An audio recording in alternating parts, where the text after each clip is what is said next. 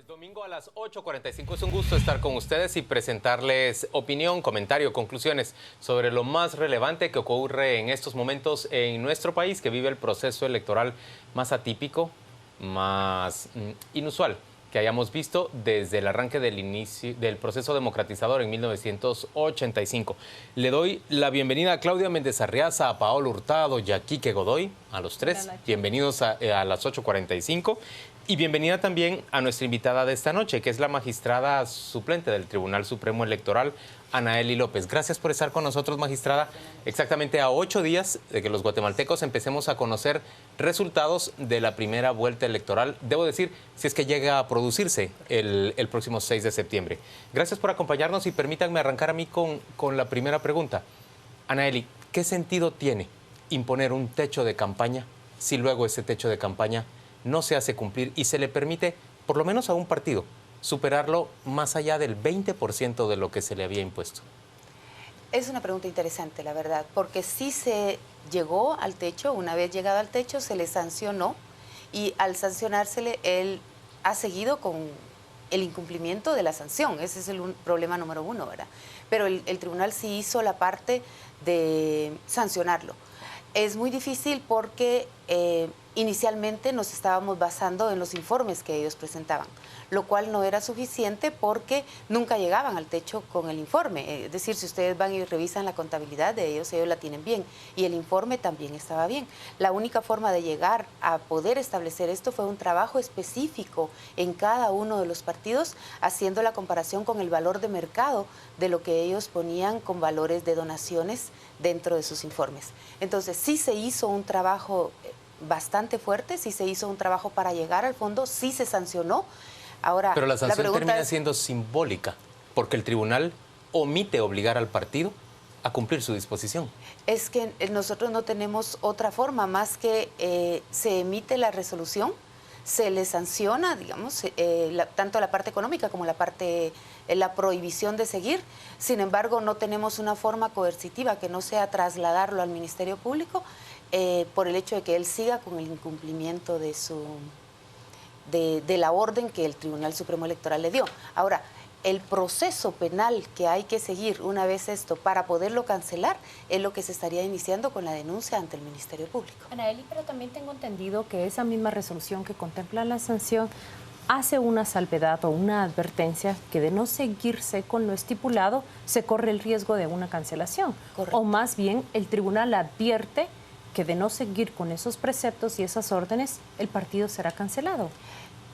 Pero hay que seguir el debido proceso. Y si vemos el 21, inciso G, dice que se podrá seguir hasta acciones penales e incluso la cancelación. Es en este paso de sanciones penales posteriores al incumplimiento de la acción es donde nos encontramos. Entiendo, previo de una cancelación, el Tribunal Supremo Electoral deberá presentar una denuncia al Ministerio Público para que se dilucide allí toda la verdad sobre esa... ¿Y qué espera para presentarlo? Esa sería la pregunta.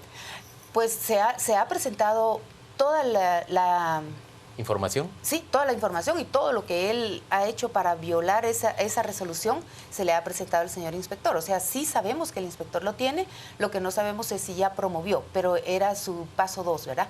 Promover la acción ante el Ministerio Público. Magistrada, bajo la premisa de que no se puede cancelar un partido cuando ya se convocaron a elecciones, dos acciones de un abogado y de Helen Mack intentaron denunciar a partidos que sobrepasaron su techo de campaña en las elecciones de 2011. Todavía no se sabe qué va a responder el Tribunal Supremo Electoral. Esperamos todos los medios que esa resolución se presente mañana y la esperamos con mucha expectativa. ¿Usted puede darnos alguna referencia de qué pasó con esas denuncias? La verdad que no tengo conocimiento sí de las denuncias, pero no sé qué pasó al interno del tribunal, si llegaron a conocerlas o están posponiéndolas por las grandes que tenemos en este momento, ¿verdad? Aunque si se cancela el partido que ya está inscrito, alteraríamos realmente el orden que sería por negligencia, ¿verdad? Porque se debió haber conocido en tiempo. Pero es lo que llamamos la bendita mora judicial, que nos llega la notificación después de cuando ya los efectos del no hacer del órgano jurisdiccional están surtiendo. Anaeli, Paola planteaba ¿no? Perdón. ¿Se puede o no se puede cancelar un partido cuando ya se convocaron elecciones? Sí, pero hay que seguir. No se puede cancelar por otra razón que no sea por haber rebasado el techo. Pero para cancelarlo por esa razón hay que seguir el procedimiento que le decía. Penal. Bueno, justamente en esa línea que preguntaba Paola, porque el artículo, bueno, los 3 artículos que hablan de sanciones, en el 91, que es el de en medio, donde habla de suspensión, es donde dice claramente que no se puede suspender una vez están convocadas las elecciones. Pero el 21G, lo que hablábamos ahora, sí permite la cancelación en función de que se pase el techo presupuestario. Correcto. Parecería haber una colisión de derechos o una colisión de normas en ese caso, pero nos explica que sí podría cancelarse siempre y cuando se haga el procedimiento penal. Así es, porque dice, se podrán iniciar acciones penales y hasta, así es el artículo, llegar a la cancelación. O sea, primero se les sancionó, se les multó, luego se inicia la acción penal y posteriormente viene la cancelación. No da tiempo. El espíritu aparentemente quiere decir que termina el proceso electoral, porque obviamente no culmina un proceso penal dentro del periodo electoral. Correcto. Y que posteriormente a eso podrá ser cancelado un partido. Eso pareciera ser el espíritu de la norma. Eso parece ser. En el español más sencillo, sí. Lo que estamos hablando acá es que el líder, que es ese partido que ha sobrepasado ese techo de campaña y que incide en propaganda que está ante los ojos de todos, no puede ser cancelado antes ni siquiera después de las presentes elecciones. Habrá que correr mucha agua bajo ese puente para que esté cancelado. Pero hablemos de otros casos que son más... Pero yo quisiera preguntar más sobre el líder. Yo quisiera preguntar si ese incumplimiento de parte del líder y esta omisión del Tribunal Supremo Electoral, que está llamado por la Constitución a garantizar unas elecciones democráticas en el país, ¿no nos hace incurrir en el riesgo de que las elecciones se declaren nulas por un órgano jurisdiccional, dado el fraude que se produce al darle una ventaja preferencial a uno de los competidores, por ejemplo, al no inhibirlo o al no evitar que éste gaste mucho más que el resto de competidores en su campaña? Correcto. Además, el tribunal, además de garantizar la equidad en los partidos y la transparencia del proceso electoral, también tiene que garantizar el derecho de elegir y ser electo de todos los candidatos. Y en este caso resulta que hay candidatos que no forman parte del comité ejecutivo, que no tienen acceso a los fondos que pueda recibir el comité ejecutivo, sino simplemente están utilizando el nombre para acceder al poder, el nombre del partido. Entonces, créame que los escenarios están puestos sobre la mesa y el tribunal ha estado trabajando arduamente buscando la manera más ecuánime de resolver el problema sin cancelar el partido, porque eso sería llevarse, o si hay necesidad de cancelarlo, pues se cancelará, pero la idea es no hacer daño a terceros que no están involucrados en la decisión del gasto. Así es. Aparte de eso está la otra posibilidad de sancionar directamente a las personas, porque eso no se puede en este momento, ¿verdad? Por eso eran tan importantes las reformas electorales, donde sí se va a sancionar directamente a quien está violentando la ley. Pero sí está en el psique de los magistrados y en la mesa de negociaciones. Vamos a hacer una pausa comercial en este momento y volvemos dentro de muy poco para seguir conversando con la magistrada Anaeli López del Tribunal Supremo Electoral. Ya venimos. De vuelta a las 8:45, conversamos con la magistrada Anaeli López del Tribunal Supremo Electoral. Quique Godoy tiene la siguiente pregunta. Yo tengo 2 preguntas realmente, pero creo que las puede resolver juntas la magistrada. Y es que la gente tiene duda todavía qué tiene prohibido líder y qué no tiene prohibido líder. En el acuerdo original era específicamente para pauta en medios. Hubo una ampliación para que nos pueda explicar eso. Y la segunda, el diputado Villate en una ocasión, entrevistándolo al respecto, dijo, ¿cuál es el problema? ¿Se acaba el techo de líder?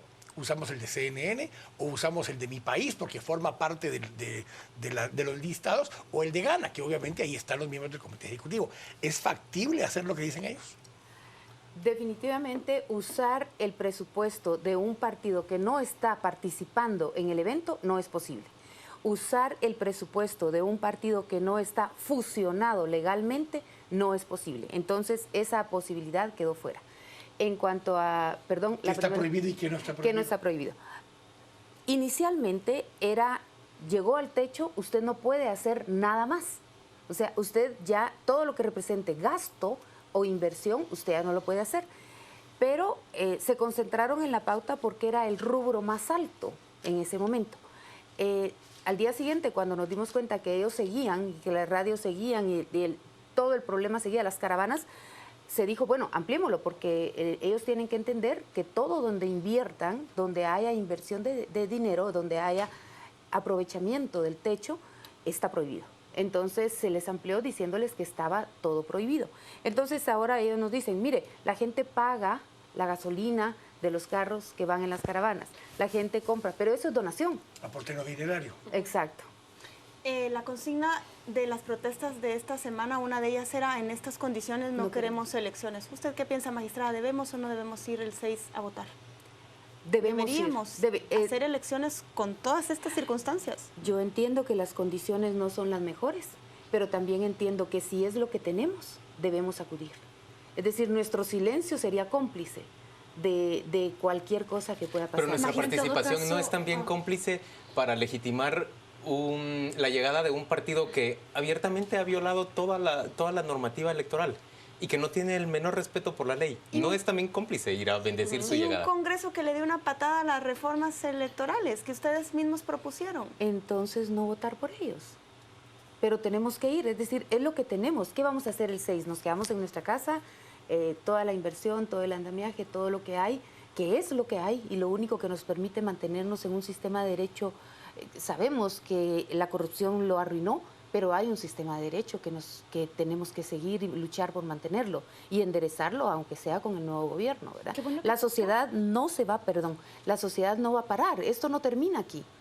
Creo que hubo elecciones porque coyunturalmente nació en el momento de las elecciones y la manera más fácil de mantener el sistema de derecho, que muchas veces no es en nada congruente con la realidad, como decimos, yo como ciudadana estoy de acuerdo en que digamos, sí, en estas condiciones no queremos elecciones, es perfectamente válida la opción.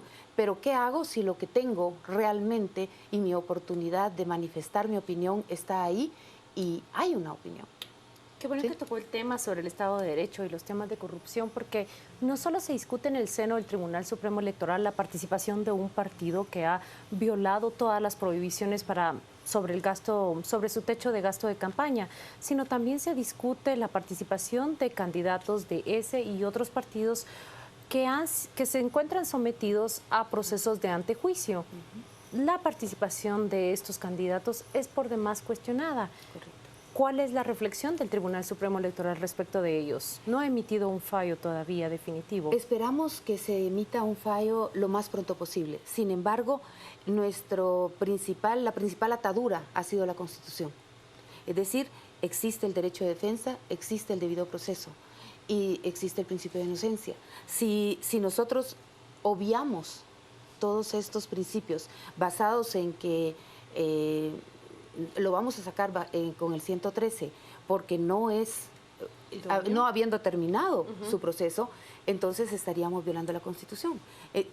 Ahora, por otro lado, nosotros sí nos cuestionamos y decimos, no puede ser que les presentemos un listado de gente que ya sabemos que está siendo cuestionada, que tiene serios cuestionamientos legales y penales, que es lo más difícil, ¿verdad? Solo déjeme recordarle a la audiencia que nos observa que hay candidatos acusados o sospechosos de participar en acciones de lavado de dinero, de traficar influencias, de negociar con plazas dentro del Estado. Así es. No, y todos son delitos contra el Estado o dentro del Estado o aprovechando el sistema, ¿verdad? Corrupción en dos palabras. Pero, ¿qué hacemos con el derecho de defensa? Y eso es lo que no es que nos dé miedo, pero sí la Constitución nos da un respeto, tenemos que respetarla. ¿Qué hacemos? Somos reos en apariencia de un sistema legal. Lo que usted nos está diciendo es que cabe la posibilidad de que el Tribunal Supremo Electoral le dé luz verde, posesión, digamos, a una Mirza Arriaga y a un Luis Chávez electos por el distrito de Huehuetenango. Cabe la posibilidad de que, a pesar de las acusaciones en su contra, le den posesión a ellos y, en cambio, a una persona que ya purgó su pena, como Alfonso Portillo, se le considere simplemente inhabilitado para participar en el proceso electoral. Esto es bien importante. Estas personas que están en el camino, al ser condenadas van a tener que ser retirados del cargo. Lo que pasa que también, sí quisiera no decir un solo culpa del tribunal, ¿verdad? Las cortes no han caminado lo suficientemente rápido con nosotros como para decirnos, el juez al que le tocó el caso del señor Barquín dijo que se iba a tomar los 60 días. Eso es concluir después de la primera vuelta. Eso es concluir después de la primera vuelta. Entonces ya hace imposible. Entonces yo creo que el proceso electoral es de todos y todos debiéramos hacer un esfuerzo sobrehumano por apoyarnos entre sí y no decir el tribunal tiene la culpa, sino la corte, las cortes debieran correr y entender que es responsabilidad de ellos, que porque no está firme si hay o no hay causa abierta para estas personas, o no hay orden de detención, o no hay una forma de inhabilitarlos para inhabilitarles sus derechos políticos, si no existe eso de parte de las Cortes, el tribunal no puede porque ya llegó tarde. Estas personas ya estaban inscritas. Si no hubieran estado inscritas, otro tema hubiera sido, si hubiera aprovechado el 113. La gente hubiera sido mucho más fácil. Perdone, la gente que la está escuchando... Está enojada. Sí, le critican falta de pantalones, tibieza, manifiestan decepción, frustración por un tribunal que si no lo ven cómplice, al menos lo ven muy débil. ¿Es supremo el tribunal, magistrada? ¿Hasta qué punto somos supremos? Ustedes han sido testigos, el pueblo entero ha sido testigo que hemos tenido resoluciones del tribunal que se han ido a la Corte y la Corte las ha revocado y no solamente el tribunal ha tenido que repetir elecciones o darle posesión a un diputado que no había ganado, sino que por orden de la Corte de Constitucionalidad. Esos son los temas, y yo recargaría ahorita la responsabilidad en el Congreso, esos son los temas que estábamos tratando de modificar en la ley electoral y de partidos políticos. Voy justamente a ese tema. Se presenta la propuesta, tanto CICIG como Ministerio Público y varios sectores que, aunque no era perfecto lo que presentaba el TSE, respaldaban que se aprobara estrictamente lo que el TSE había aprobado.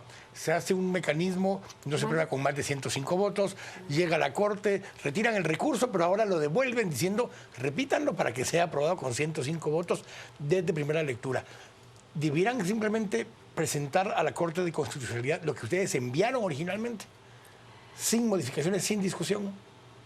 Eso sería lo ideal, pero ya lo modificaron. O sea, pero tiene que regresar, tiene que volver a partir de cero. Y ahorita si lo aprobaran tal y como nosotros lo pedimos, sería lo ideal, porque eso sí reduciría en gran medida el transfugismo, el principio de no reelección y varios temas que el nepotismo en el Comité Ejecutivo, que es otro problema bien serio, ¿verdad?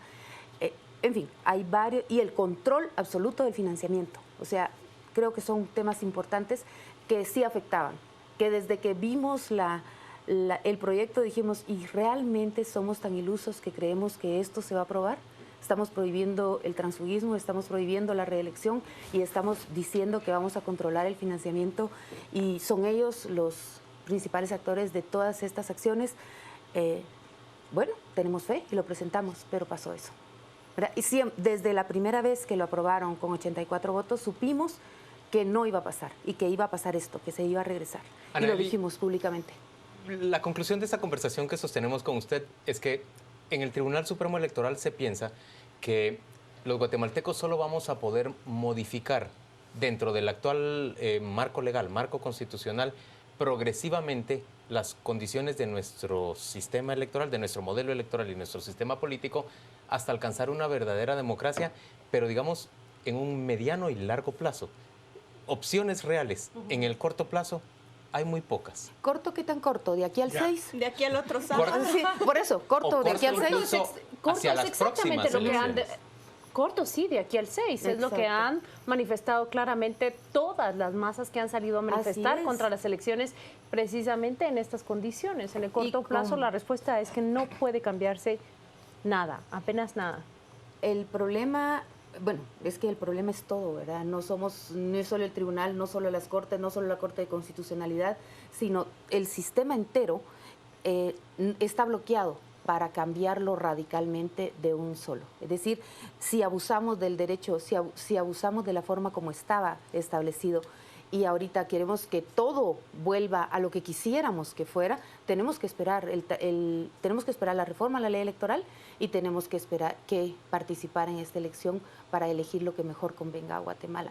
Aunque digamos que del menú no hay nada que nos satisfaga, intentémoslo. O en otras palabras, empezó muy tarde el proceso y la demanda de depuración de este sistema político. Correcto. Y algo que yo alabo y respeto lo que hizo CICIG y lo que está haciendo el Ministerio Público, lo respeto de verdad, pero sí sentimos que nos llegó tarde porque ya estaban inscritos y en la ley no hay un procedimiento para desinscribirlos, si así se quiere, o revocar la inscripción, pero además nace a favor de ellos esos 3 artículos de la Constitución que son legítimos, pero no son solo de la Constitución, también están en el Pacto de San José. Entonces van mucho más allá de nuestro simple querer entender. Códigos también. Anaeli, gracias por acompañarnos a las 8:45. Valoramos enormemente su participación en este programa de debate y discusión. Sobre todo, debo decir, porque a diferencia de otros magistrados del Tribunal Supremo Electoral, usted sí está dispuesta a ofrecer respuesta a preguntas que no son cómodas. Gracias por acompañarnos. Vamos a la pausa comercial, volvemos dentro de muy poco para discutir brevemente esta conversación con la magistrada Anaeli López y para discutir también de muchos otros temas en esta semana que ya sabe usted ha dado grandes cosas de qué hablar.